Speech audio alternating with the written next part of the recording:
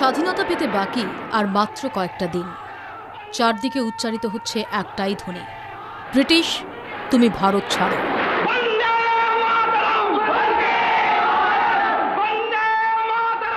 সারা দেশ উত্তাল।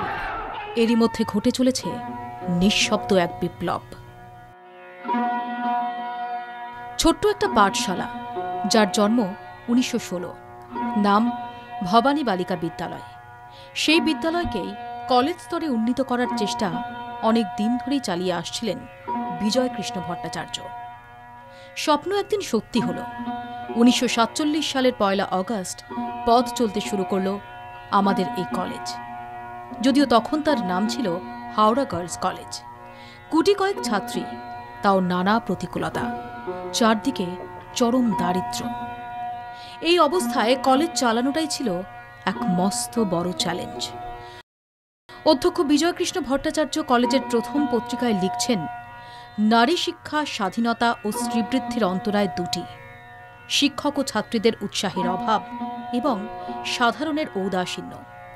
যে প্রেক্ষাপটে দাঁড়িয়ে কলেজ প্রতিষ্ঠা হচ্ছে, সেখানে প্রথম কারণটিকেই বিজয়কৃষ্ণবাবু গুরুত্ব দিয়েছেন বেশি। তার মতে, নারীরা সে সময় পড়াশুনো করতেন তাদের অন্য কাজ নেই বলে, বিয়ের বাজারে তাদের কিছুটা দর বাড়বে বলে। তবে এরই মধ্যে তিনি স্বপ্ন দেখতেন দিন পরিবর্তন হবেই। তার স্বপ্ন মিথ্যে হয়নি।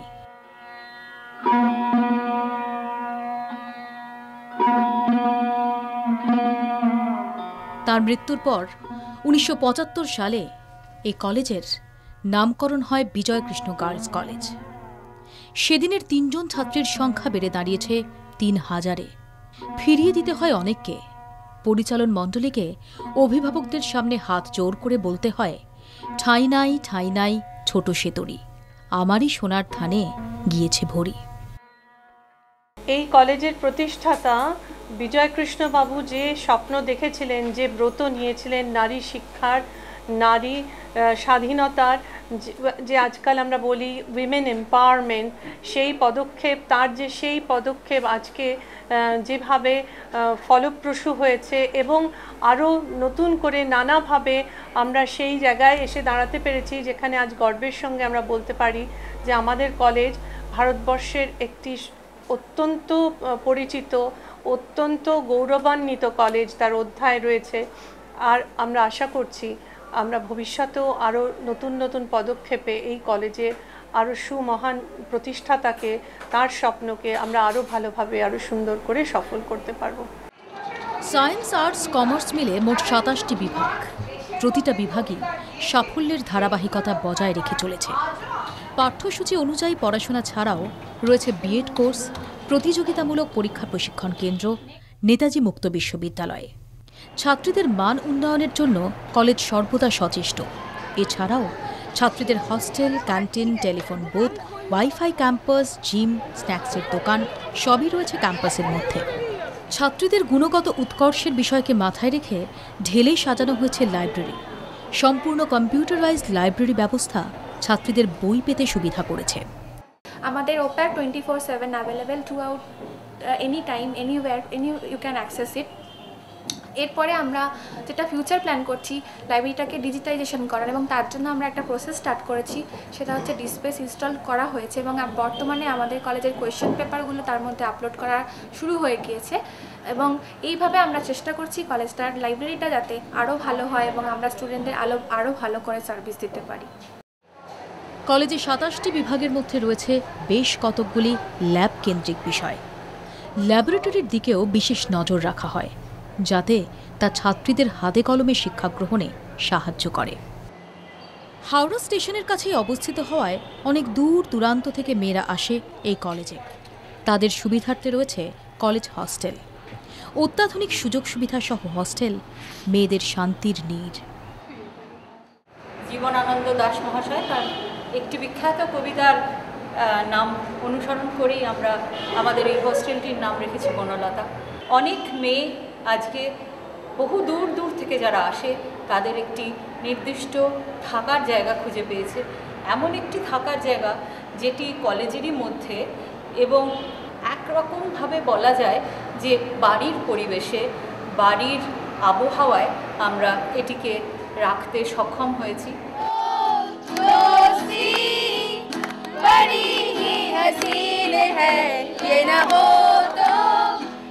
জীবনের একটা অন্যতম অঙ্গ হলো কলেজ জীবন। কলেজ মানেই বাঁধ ভাঙা উচ্ছ্বাস, ক্লাস বাঙ্ক করে সিনেমা দেখা, ড্রেস কোডের কড়াকড়ি নেই, আছে ইচ্ছে মতো সাজের স্বাধীনতা। কলেজ মানে আবার ছাত্র রাজনীতি,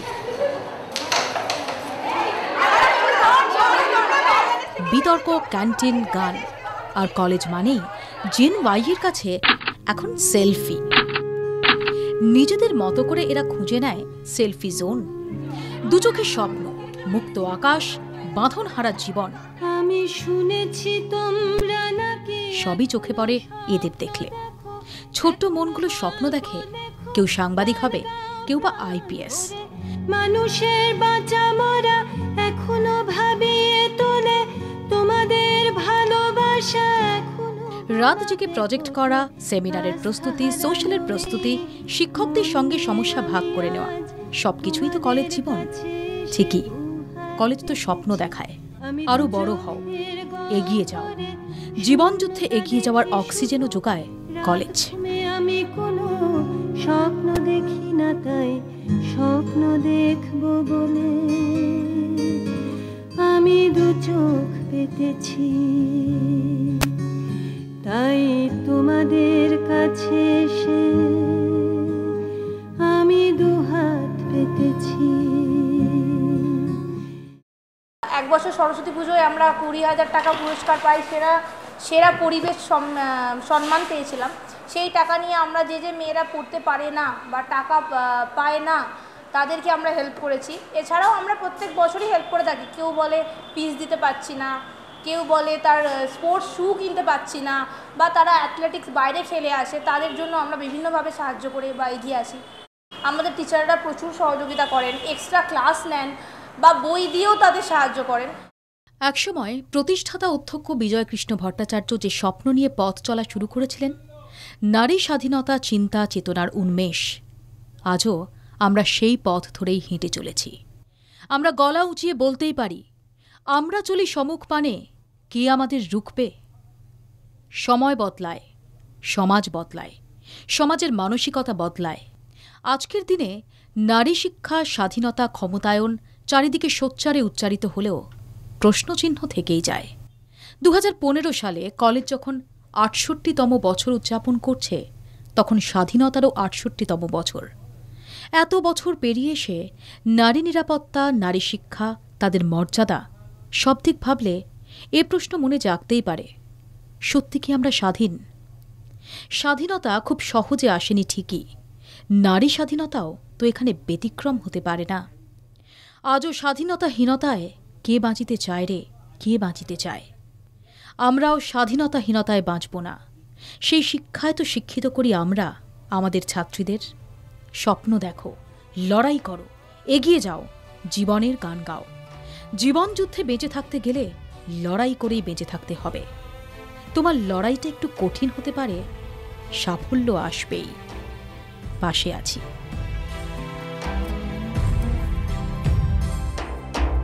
ঘোর তিমির ঘন নিবিড় নিশীথে পীড়িত মূর্ছিত দেশে জাগ্রত ছিল তব অবিচল মঙ্গল নত নয়নে অনিমেষে। দুঃস্বপ্নে